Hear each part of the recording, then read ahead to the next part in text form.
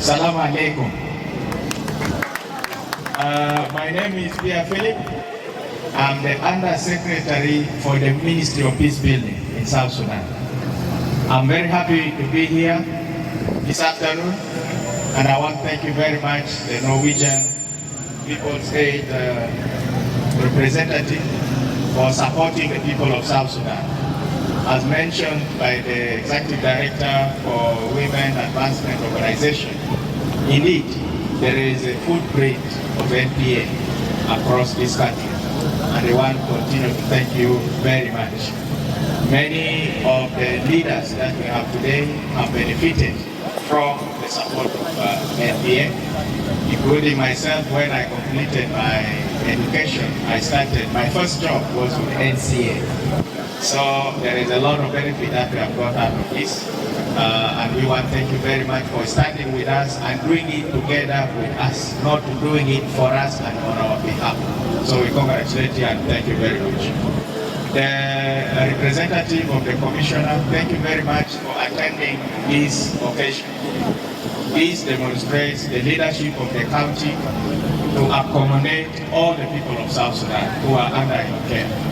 Your participation like this demonstrates the commitment of your government to supporting the people of South Sudan to coexist and live together under your administration. So thank you for coming, and pass our very regards to the Honorable Commissioner. To the Executive Director for Women Advancement Organization, Susan, congratulations to you. You made me proud every time. Since I knew you when you were young, I think you are a lady who looks ahead, committed, and for us to see these people here and the different young people working under your organization, it is a plus for you, and we want to congratulate you, and we want you to encourage other young women to do the same. It's very clear that the people of South Sudan have the capacity to deliver. And when they are given some resources, they go extra mile because they are fixing their own problems. They live here, they have no time to go on leaves, they are always here, and they really want to do more, as we have seen here today. We want to congratulate you because you have chosen the right thing to do. One of my friends told me that in building social cohesion, something must bring people together. Something. You cannot build a social fabric out of the blue. We cannot build our social fabric from our own homes. Something must bring people together. So this culture of Ghana is one of those something that brought us here all today, different ethnic groups, to show our cultures, to know one another, and to see how to coexist together. This is how it is done. I want to congratulate you, as we believe always, a nation like ours can only be built by its own children. Nobody will do it for us.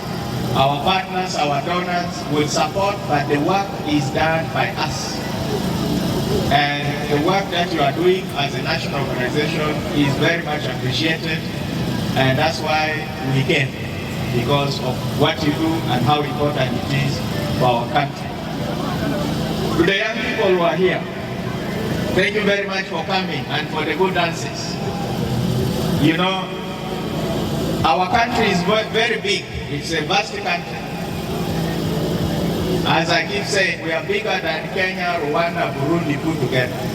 So South Sudan is not Rwanda, we are not Burundi, we are not Kenya. We are bigger than Kenya, Rwanda, Burundi put together. So in this context, you cannot learn all the cultures from your own village, right? Because we are born, others are born across the Nile. Others are born the far north, the far west, the far east. We need something that brings us together. Today we have learned different dances of different ethnic groups. This is a way, I'm sure there is someone here who has not seen the Jude traditional dance before. And I'm sure there is someone who has fallen in love with the Shuluk dance, with the Azande dance, you know, with the Choli dance, all of them. So, organizing this time of event is really important. And that's why all those who have come have stayed since morning up to now. Because it is attractive, because it is educating, because also we are learning. For our country, South Sudan, with the young people who are here, South Sudan is your country. You don't have any other country. You have South Sudan. Wherever you go, you can go to Uganda, you will be asking for a passport and who are you and so on. You pay visa where you go because for the air you are going to breathe there. South Sudan is your country. South Sudan with everything, think about it, the best country in this region.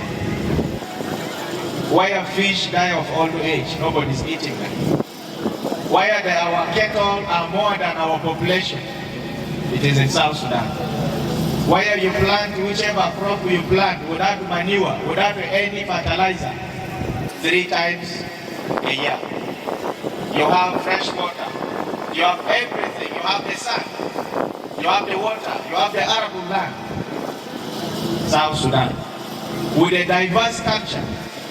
We can sit here and entertain ourselves for 3 days and nobody will be tired because there is something new that's coming one after the other. The riches of this country can never be equated to any country in the region. But why are we still struggling? We are struggling because we are still struggling to build peace. And nothing good, as we have learned, can grow on a violent ground. Economic development, women economic empowerment, jobs for the youth, infrastructure, electricity, name them, better schools, clean water, healthcare, can only grow on a peaceful ground. So don't sit fighting and expecting these good things. They will not come because they are not made to grow on fighting ground. So you have one responsibility to do, and this responsibility cannot be transferred to somebody else. Building the seed of peace every day is our collective responsibility. You cannot say, my neighbor, can I plant peace, then I will come and have it. No, it's a collective responsibility.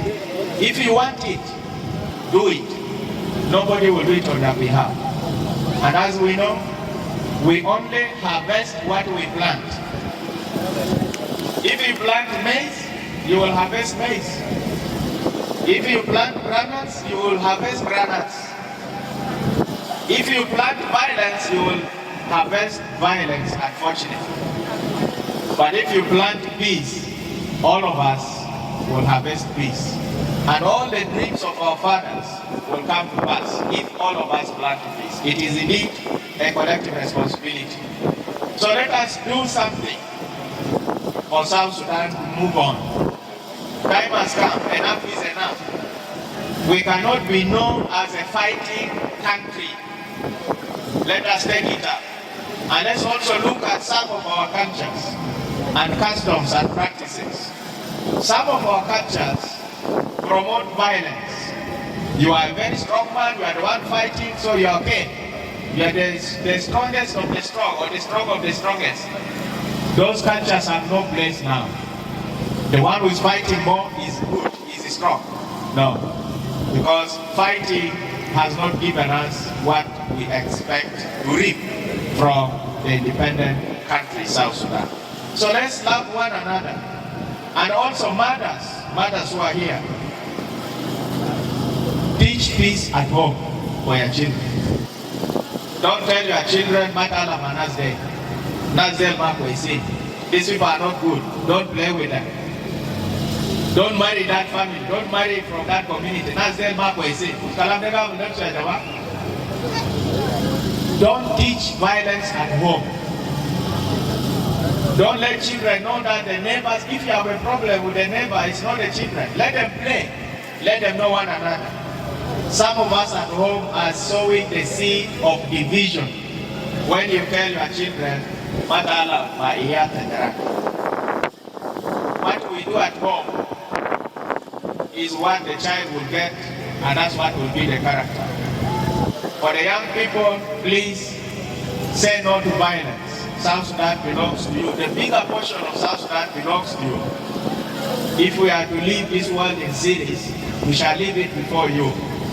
But you think about the future of your children, the future to come. Don't fight a war which is not yours. Never, nobody should tell you to go and fight. Because even after fight, guess what? Nobody will remember you. Whether you are fallen during fighting, you are so strong, you are the one who fought. When time comes for dividing the cake, nobody will remember you, unfortunately. So do something for your life. You cannot be the one fighting for people to divide the cake. For how long will you fight? And when time comes for dividing the cake, we are not there. And you are the very brave guy who fought. So, never fight a war which is not yours. If the cows were taken 20 years ago before you are born, and you are going now to take cows and they die there, is that your war? Abgarakan Shabi of that man last day. 20 years ago. So you are going now to bring the cows and die there. Your father fought with somebody, so you are fighting now because your father fought with that community. You are fighting a war that's not yours. This 21st century is the time for young people to focus on three things: science, technology, and innovation. This is why the world is going. Not fighting war of the past. And you never know who will help you with these three things. Maybe somebody from another community. So let us build bridges of peace among ourselves. Let us stop the war of the past and let us focus on the future. Having said this, I want to thank you all for coming today. And I have learned how to dance. All these dances, when we are back to it, I'm sure I will go today and transform South Sudanese who can dance all the cultural dances. Thank you very much.